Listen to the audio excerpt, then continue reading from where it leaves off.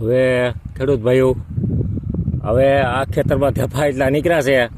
હવે પોરામાં માંડવી વાવવાની છે અને માંડવી કોઈને એક પણ લેવી હોય ને એમાં 3 કિલો આ ધફાની ધૂળ ભેગી દેવી છે.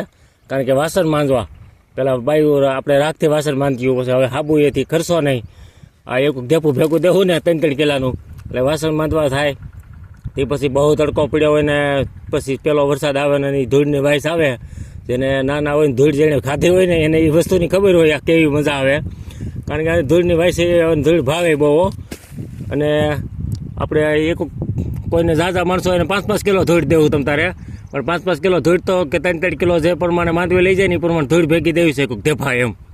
મારો નંબર છે 91 રામપુર ધોરીરા આંગળે. આ કારુભાઈ થોમરની અહીંયા ધેફા નીકળે છે ખેતરમાં.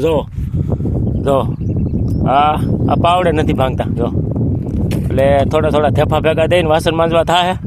તે પછી બહુ જેને ધૂળ ભાવતી છે ને પેલો વરસાદ થાય ને જે ધૂળની વાઇસ આવે અને એ જો ભાવે ને એની તો શું મજા આવે. એટલે ખાતી હોય ને ખબર હોય, મેં ધૂળ ખાતી છે એટલે મને ખબર છે. જો આ ધેફા જોવો.